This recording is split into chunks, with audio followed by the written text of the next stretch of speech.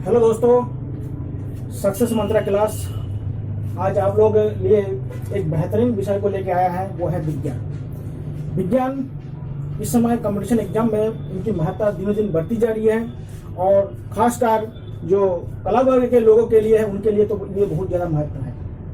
आज हम देखेंगे विज्ञान, क्योंकि विज्ञान एक ऐसा विषय है या ऐसा विषय वस्तु है जिसका अध्ययन क्रमबद्ध रूप से होता है, यानी क्रमबद्ध अध्ययन को ही विज्ञान कहा जाता है।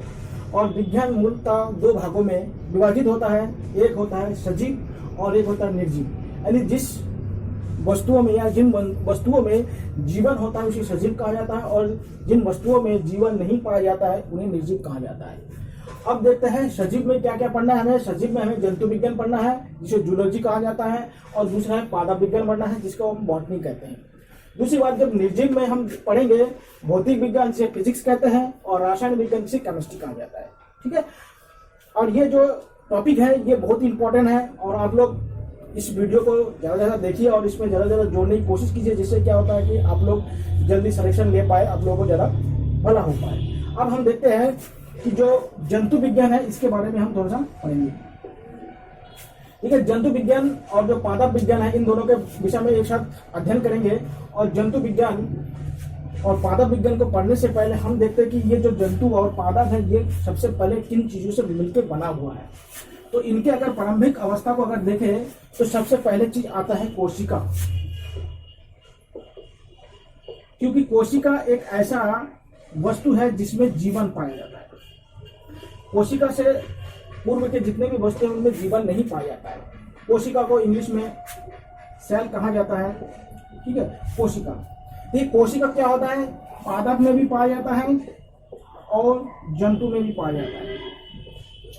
लेकिन पादप कोशिका और जंतु कोशिका में कुछ अंतर पाया जाता है, क्योंकि जो पादप होता है वो स्वपोषी होता है और जंतु क्या होता है जो परपोषी होता है, इसलिए इनके कोशिका में थोड़ा सा अंतर पाया जाता है। अगर कोशिका की संरचना के हिसाब से देखा जाए तो कोशिका दो प्रकार के होते हैं, एक प्रोकैरियोटिक कोशिका और दूसरा होता है यूकैरियोटिक कोशिका। और सबसे पहले कोशिका की जो खोज किया था रॉबर्ट ब्राउन ने सबसे पहले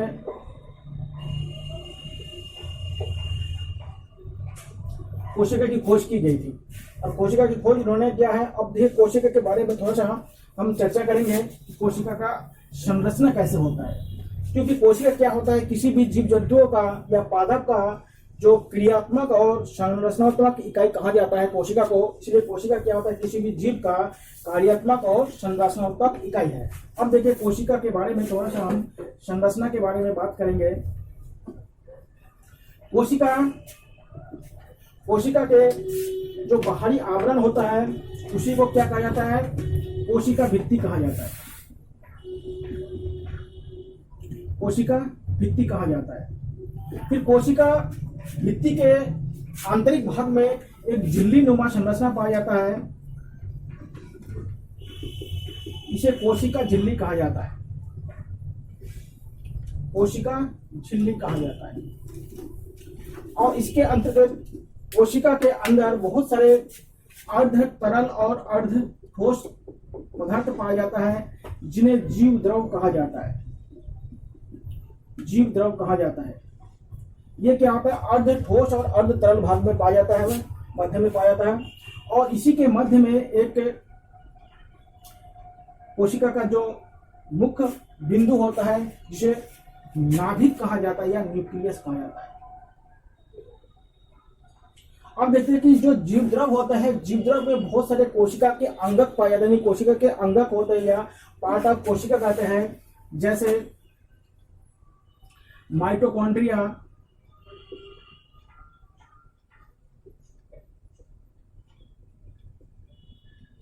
माइटोकॉन्ड्रिया होता है, राइबोसोम होता है,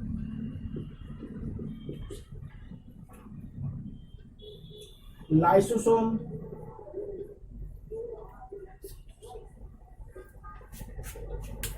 लाइसोसोम पाया जाता है। उसके बाद अंत मध्यपी, जालिका और अलग अलग भागों में लवक भी पाए जाते हैं। देखिएगा ये क्या होता है, कोशिकाओं के अंदर पाया जाता है, यानी जो जीवद्रव होता है, जीवद्रव में ये क्या होता है, पाए जाते हैं। अब जो कोशिका के जो आंतरिक भाग होता है इसको नाभिक कहते हैं या न्यूक्लियस कहा जाता है, ठीक है, या इन्हीं को केंद्रक भी कहते हैं, नाभिक या केंद्रक कहा जाता है या न्यूक्लियस कहा जाता है। इन नाभिक में ये जो बाहरी भाग है इसको केंद्रक झिल्ली कहा जाता है, और इसके जो आंतरिक भाग में बहुत सारे तंतुनुमा संरचना पाया जाता है। इन तंतुनुमा संरचनाओं को क्रोमेटिन तंतु कहा जाता है।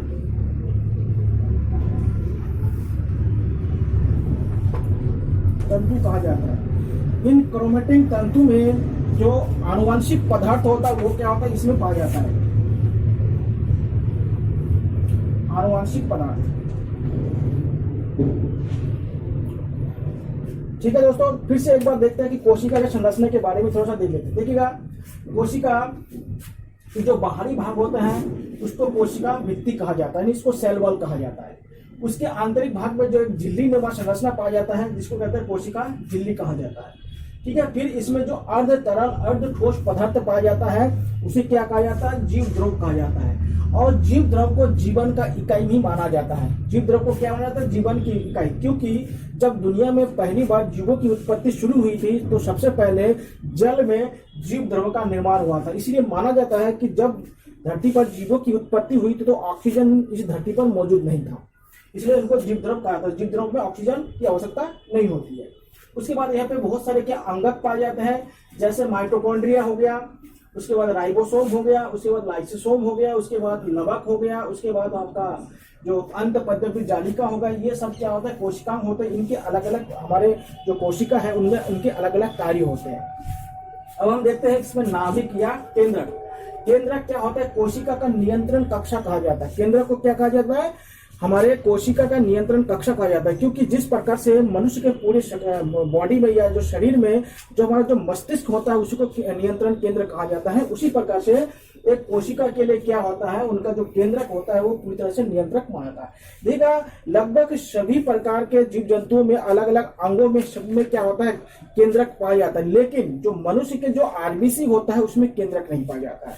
ये बहुत ही इंपॉर्टेंट क्वेश्चन है कि जो मनुष्य के जो ब्लड होता है यानी जो रक्त होता है या रुधिर होता है उसमें केंद्रक नहीं पाया जाता। अब देखिए केंद्रक में बहुत सारे क्या होता है, क्रोमेटिन तंतु होता है या क्रोमेटिक फाइबर कहते हैं इसको, और यही क्रोमेटिक तंतु क्या होता है, हमारे जो आनुवंशिक पदार्थ होता है, आनुवंशिक पदार्थ मतलब डीएनए, जीन और क्रोमोसोम्स, यानी डीएनए, जीन और जो गुणसूत्र होता है वो क्या होता है, इन जो आनुवंशिक पदार्थों में देखिए क्या होता है, जीन होता है, डीएनए होता है और गुणसूत्र पाया जाता है। इसके बारे में हम विस्तार से चर्चा करेंगे। इनके बारे में हम विस्तार से चर्चा करेंगे कि आनुवंशिक पदार्थ में क्या होता है, जीन होता है, डीएनए होता है और गुणसूत्र होता है। तो इन्हीं पदार्थों को क्या होता है, आनुवंशिक पदार्थ होते हैं जो एक पीढ़ी से दूसरे पीढ़ी में जो आनुवंशिक लक्षण होता है उन लक्षणों को ले जाने का काम करता है। अब हम देखते हैं इन अंगकों के बारे में पढ़ते हैं। देखिए जो माइटोकॉन्ड्रिया होता है ये पादप और जो जंतु कोशिका है दोनों में पाया जाता है। जो माइटोकॉन्ड्रिया क्या होता है, पादप कोशिका और जंतु कोशिका दोनों में पाया जाता है। और हमारे शरीर में जो माइटोकॉन्ड्रिया है उसका मुख्य काम होता है श्वसन क्रिया में काम आता है, क्योंकि हमारे शरीर में एक मेटाबॉलिज्म क्रिया होता है जिसको श्वसन क्रिया कहते हैं। मेटाबॉलिज्म क्रिया करता है और उस मेटाबॉलिज्म या श्वसन क्रिया के माध्यम से, श्वसन क्रिया या मेटाबॉलिज्म क्रिया कहते हैं, इस क्रिया के माध्यम से क्या होता है, हमारे शरीर में जो ऊर्जा प्राप्त होता है वो ऊर्जा क्या होता है, मेटाबॉलिज्म या श्वसन की क्रिया से प्राप्त होता है। देखिए कैसे प्राप्त होता है, हम इसके बारे में थोड़ा सा चर्चा करते हैं। ये क्या होता है कि हम भोजन के रूप में ग्लूकोज लेते हैं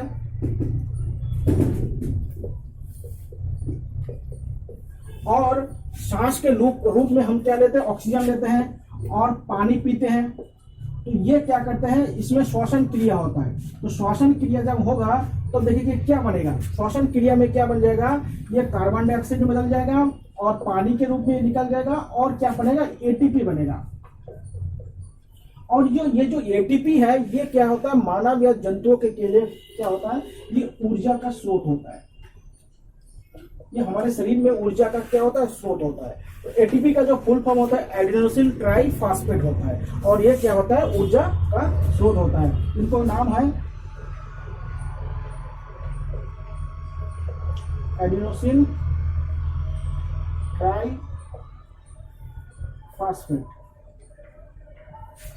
इनका नाम है। और ये क्या होता है, शरीर में ऊर्जा का काम करता है। इसीलिए जो माइटोकॉन्ड्रिया है ये क्या कहते हैं, हमारे कोशिका या शरीर का पावर हाउस कहा जाता है। क्या कहा जाता है, पावर हाउस कहा जाता है, या इसको ऊर्जा गृह कहते हैं। नहीं, जो माइटोकॉन्ड्रिया होता है यह हमारे शरीर का क्या होता है, पावर हाउस या कोशिका का पावर हाउस कहा जाता है, क्योंकि इनसे हमें ऊर्जा प्राप्त होता है। और ये किस क्रिया के माध्यम से होता है, इस क्रिया के माध्यम से होता है, क्योंकि हम ग्लूकोज लेते हैं और ऑक्सीजन लेते हैं सांस के रूप में, पानी लेते हैं, और इसमें क्या होता है, ये क्रिया के बाद क्या होता है, ये चीज इसका उत्पन्न किया जाता है। अब देखते हैं ये जो ऊर्जा प्राप्त होता है ये क्या एटीपी के रूप में प्राप्त होता है। यही एटीपी क्या एडिशनल ट्राइफॉस्फेट का होता है, यही क्या होता है, ऊर्जा का स्रोत होता है, और इससे हमें कैलोरी के रूप में ऊर्जा प्राप्त होता है। दूसरा देखते हैं हम राइबोसोम। ठीक है, राइबोसोम क्या होता है, ये भी क्या है, पादप कोशिका और जंतु कोशिका दोनों में पाया जाता है। जो राइबोसोम होता है वो पादप कोशिका और जंतु कोशिका में दोनों प्रकार के पाए जाते हैं। यानी राइबोसोम क्या होता है, दोनों प्रकार के कोशिका में पाया जाता है। अब देखिए राइबोसोम का मेन काम क्या होता है हमारे शरीर में। देखिए राइबोसोम का मेन काम होता है हमारे शरीर में प्रोटीन का संश्लेषण करना होता है। किसका संश्लेषण करना होता है, प्रोटीन का संश्लेषण करना। अब बोलता है कि क्या प्रोटीन तो हम भोजन के रूप में लेते हैं, फिर इनका संश्लेषण की आवश्यकता क्यों होती है, ये क्वेश्चन बन जाता है कि प्रोटीन तो हम क्या होता है, जैसे दूध में प्रोटीन होता है, मीट मछली में प्रोटीन होता है, सोयाबीन में सबसे ज्यादा प्रोटीन होता है, आप लोग जानते हैं। लेकिन ऐसे क्या चीज है कि हम प्रोटीन हमारे शरीर में भी संश्लेषण की आवश्यकता क्यों होती है, क्यों होती है, इसका कारण देखिए क्या होता है। क्योंकि हमारे शरीर में कुल मिला के 20 प्रकार के प्रोटीन की आवश्यकता होती है। हमारे शरीर में कितना होता है, 20 प्रकार के प्रोटीनों की आवश्यकता होती है। इन 20 प्रकार के प्रोटीनों में से देखिए 20 प्रकार के प्रोटीन हमारे शरीर में आवश्यकता होती है। इन 20 प्रकार के प्रोटीनों में से जो 10 प्रकार के जो प्रोटीन होता है ये क्या होता है, हम खाद्य पदार्थ के रूप में प्राप्त करते हैं। जो जैसे दूध हो गया, सोयाबीन हो गया, मीट मछली हो गया, इनसे हम प्राप्त करते हैं। लेकिन जो अन्य जो 10 प्रकार के प्रोटीन होता है, ये प्रोटीन हमारे शरीर में क्या होता है, बनता है। और कहाँ बनता है, राइबोसोम में बनता है। इसीलिए हम राइबोसोम को कोशिका का प्रोटीन फैक्ट्री भी कहते हैं।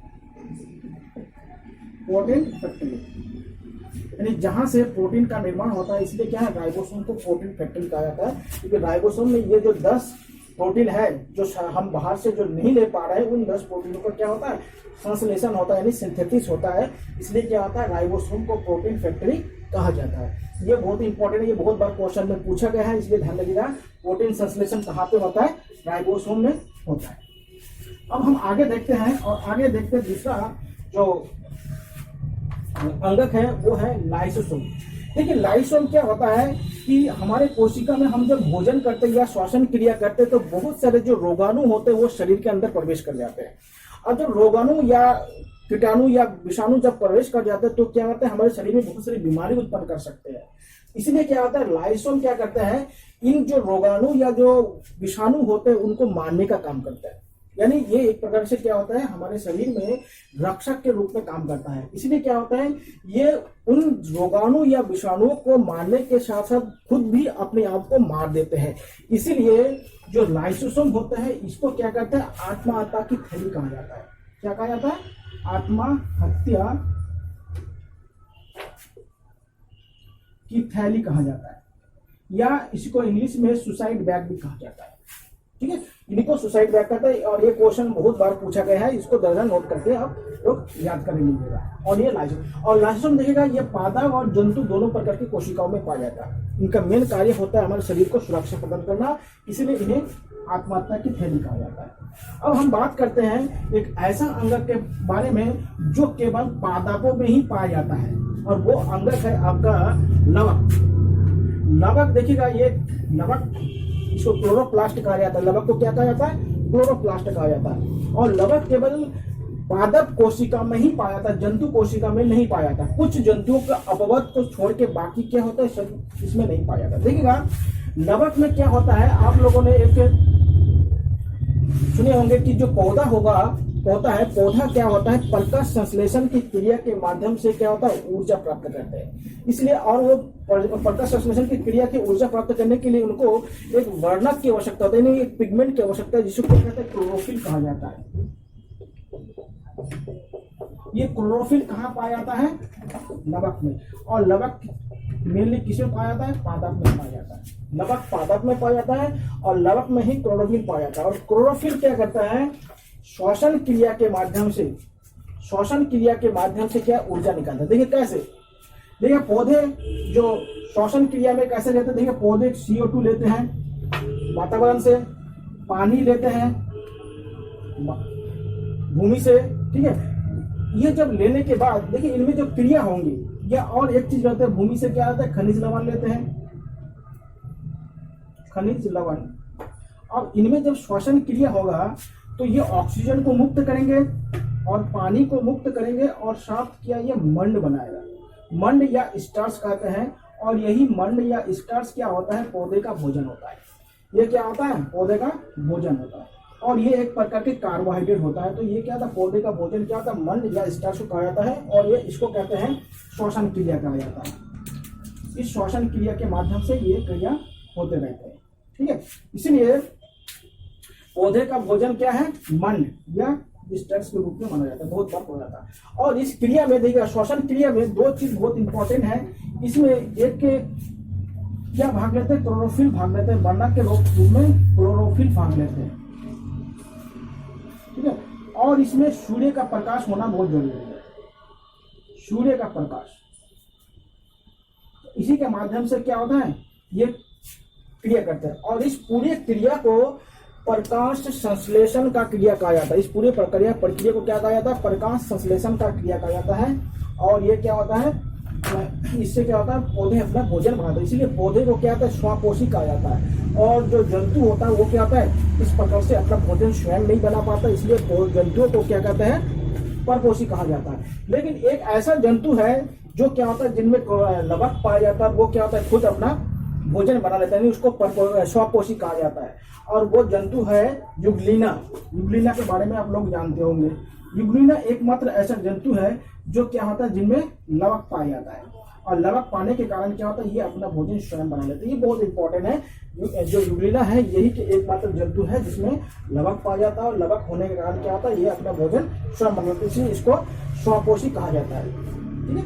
अब हम देखते हैं कोशिका के जो केंद्रक होते हैं, केंद्रक की जो सबसे पहले जो खोज की है, उसको रॉबर्ट ब्राउन नामक व्यक्ति ने केंद्रक की खोज की है, ठीक है। और केंद्रक क्या होता है, कोशिका के मध्य में स्थित होता है। और केंद्रक को क्या कहा जाता है, नियंत्रण कक्ष कहा जाता है। कोशिका क्या कहा जाता है, नियंत्रण कक्ष कहा जाता है, क्योंकि केंद्रक के माध्यम से संपूर्ण कोशिकाओं का क्या होता है, नियंत्रण होता है। संपूर्ण कोशिकाओं का क्या होता है, नियंत्रण होता है। अब देखिएगा, जब इन्हें नियंत्रण कक्ष कहा जाता है तो इनके साथ साथ इनमें और एक क्रिया होता है। वो क्रिया होता है कि ये केंद्रक में एक क्रोमैटिन तंतु पाया जाता है। और आप लोगों को बताया था पहले कि ये जो क्रोमैटिन तंतु होता है, ये क्या होता है, हमारे आनुवंशिक पदार्थ होता है, आनुवंशिक पदार्थ होता है, आनुवंशिक पदार्थ होता है। और यही आनुवंशिक पदार्थ क्या होता है, एक पीढ़ी से दूसरे पीढ़ी में ये चीज पहुंचता है। अब देखिए कैसे पहुंचता है, इसके लिए हम थोड़ा सा देखते हैं। क्योंकि यही आनुवंशिक पदार्थ में देखिए क्या क्या पाया जाता है, DNA पाया जाता है, जीन पाया जाता है और गुणसूत्र पाया जाता है। अब इनके बारे में हम थोड़ा सा अलग अलग चर्चा करेंगे, इन क्रोमैटिन तंतु के बारे में कैसे इसमें चर्चा करेंगे। ठीक है, पहले DNA के बारे में चर्चा करते हैं। देखिए DNA का जो फुल फॉर्म होता है डीऑक्सी राइबोज न्यूक्लिक एसिड होता है। क्या होता है, deoxy ribose nucleic acid DNA का फुल फॉर्म होता है। ये बहुत बार पूछा गया है। ठीक है, DNA का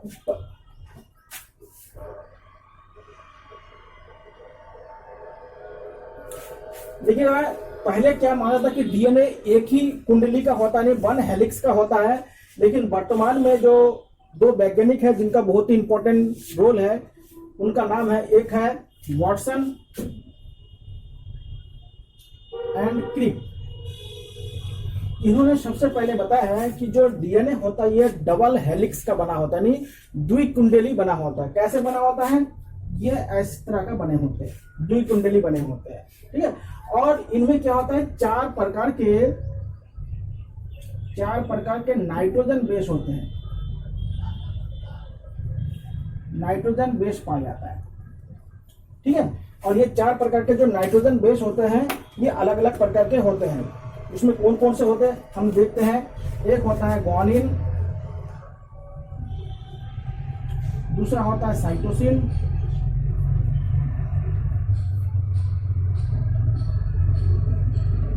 तीसरा होता है थाइमिन और एडेनिन। ये जो चार प्रकार के नाइट्रोजन बेस है ये बहुत बार पूछा जाता है, और खासकर ये थाइमिन को बहुत ज्यादा पूछा जाता है। क्यों? क्योंकि आरएनए और डीएनए में जो अंतर होता है जो नाइट्रोजन बेस में, वो क्या होता है, थाइमिन में ही अंतर होता है।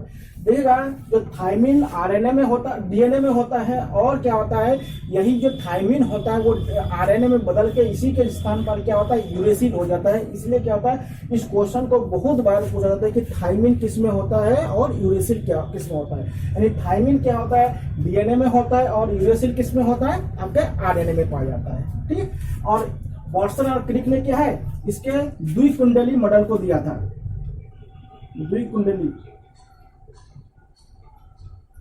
द्विकुंडली मॉडल को सबसे पहले वॉटसन एंड क्रिक ने दिया था, और इनके लिए इनको नोबेल प्राइज भी मिला था, ठीक है।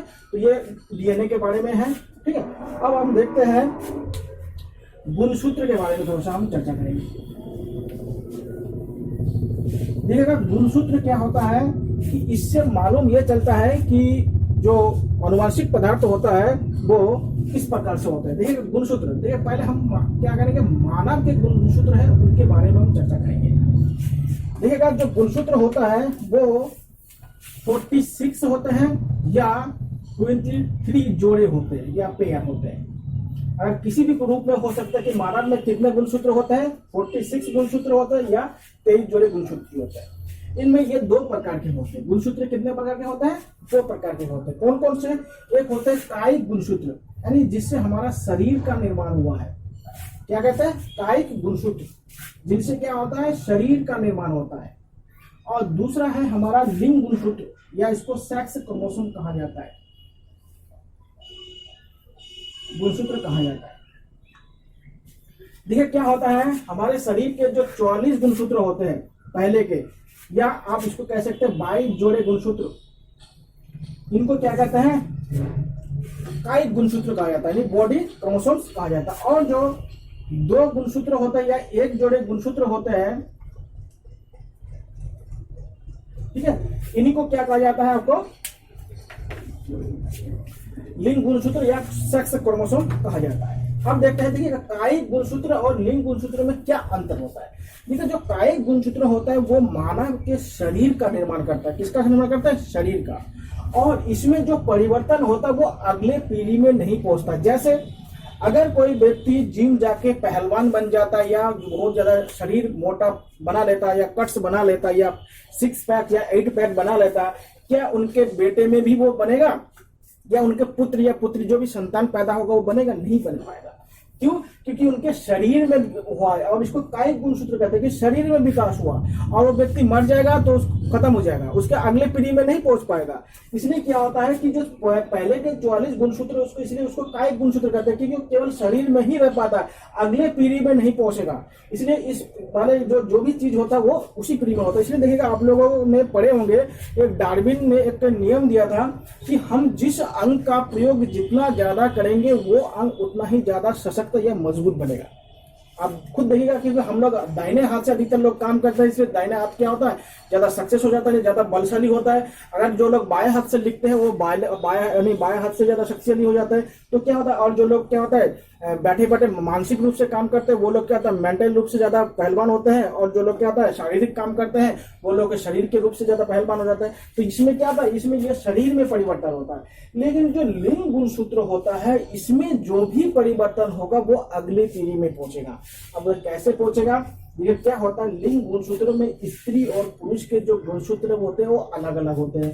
जो स्त्री के गुणसूत्र होते हैं उसको क्या कहते हैं, एक्स एक्स कहते हैं, यानी महिला के जो गुणसूत्र होंगे उनको एक्स एक्स गुणसूत्र कहा जाता है, और जो पुरुष के जो गुणसूत्र होते हैं उनको एक्स वाई गुणसूत्र कहा जाता है। ये क्या होता है, ये अलग अलग होता है, ठीक है।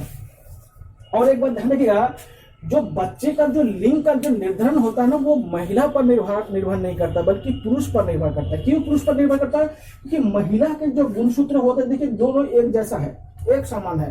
तो एक समान होने पर क्या होता है, बच्चे का लिंग निर्धारण इनके द्वारा नहीं होगा, यानी बच्चों का जो लिंग निर्धारण होगा किसके ऊपर होगा, पुरुष के ऊपर होगा, क्योंकि पुरुष के गुणसूत्र क्या होता है अलग अलग होते हैं।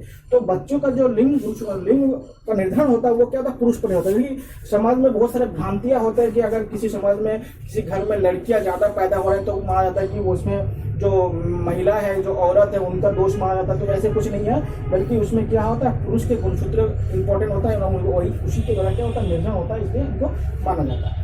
तो देखिएगा ये क्या था महिला और पुरुष। अब देखते हैं कि इसमें जो महिला और पुरुष है कैसे, अगर उनका इंटरकोर्स मतलब प्रजनन के माध्यम से जो संतान उत्पन्न होता है वो कैसे होता है, यानी कब पुरुष पैदा होगा और कब महिला पैदा, यानी कब क्या होगा लड़का पैदा होगा और कब लड़की होगा। देखिएगा अगर महिला का एक्स गुणसूत्र अगर पुरुष के एक्स गुणसूत्र से मिल जाएंगे तो एक्स एक्स हो जाएंगे, ठीक है। तो क्या हो जाएंगे, एक्स एक्स गुणसूत्र हो जाएंगे। जब ये एक्स एक्स गुणसूत्र होगा तो क्या होगा, महिला पैदा होगा, यानी जो बच्चे पैदा होंगे वो महिला होने लगेंगे।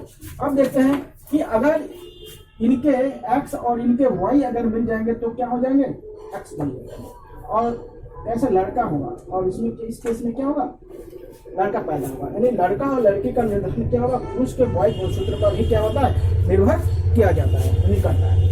अब देखते हैं इसमें क्या क्या परिवर्तन होता है, इसमें जो गुणसूत्र में क्या होता है परिवर्तन क्या क्या होते हैं। अब देखिएगा कुछ क्या होता है कि हमारे जो शरीर में कुछ ऐसे बीमारियां होते हैं जो आनुवंशिक रूप से क्या होता है होते रहते हैं। या इससे पहले आपको एक चीज और बता देता हूँ, देखिएगा अगर किसी जीव में कोई अचानक परिवर्तन होता है तो क्या होता है लिंग गुणसूत्र में ही परिवर्तन होना, और इससे क्या होता है नए जीवों का निर्माण होता है।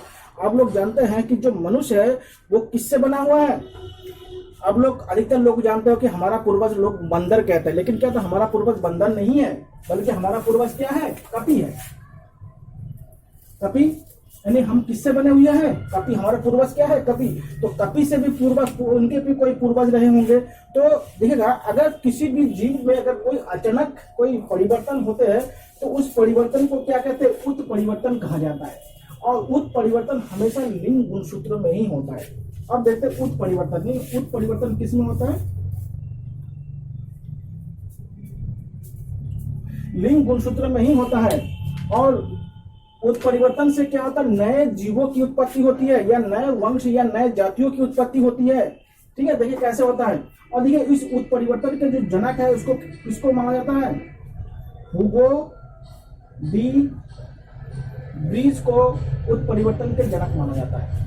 उत्परिवर्तन का जनक किसको माना जाता है, हुगो डी ब्रीज को माना जाता है। और उत्परिवर्तन क्या होता है, जब किसी गुणसूत्र में अचानक मौसम या दबाव या जलवायु के दबाव के कारण जब उनमें परिवर्तन होता है तो उसको उत्परिवर्तन कहते हैं, और उत्परिवर्तन के जनक क्या होता है, हुगो डी ब्रीज, ठीक है। और आप लोगों ने अगर पिक्चर देखे होंगे, जो एक पिक्चर है एक्समैन में यही म्यूटेशन के बारे में दिखाया गया है, ठीक है।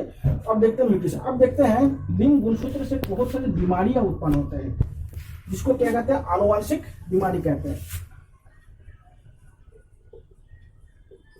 आनुवंशिक बीमारी। जैसे आप लोगों ने सुने होंगे हीमोफीलिया,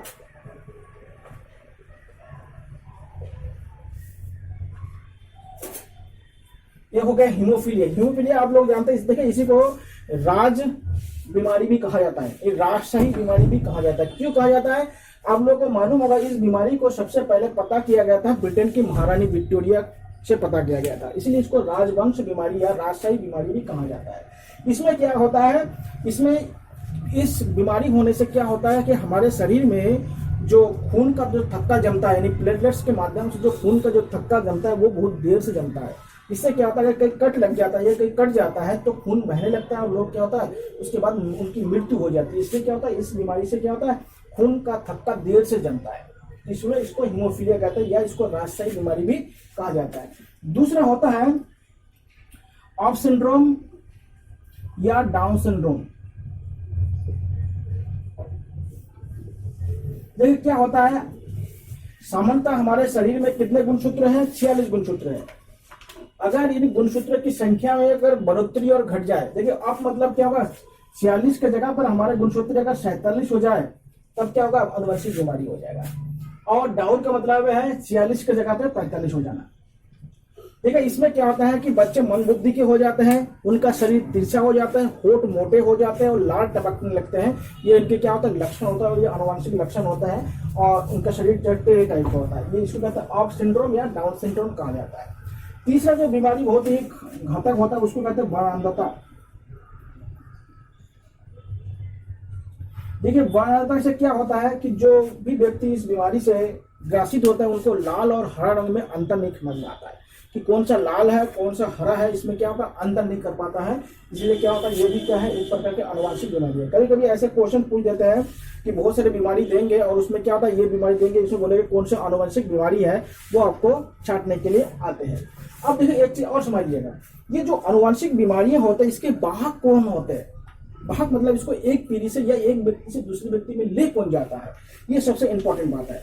देखिएगा हमेशा जो महिलाएं होते हैं यानी फीमेल जो होते हैं वो क्या होता है, महिलाएं क्या होता है कि ये जितने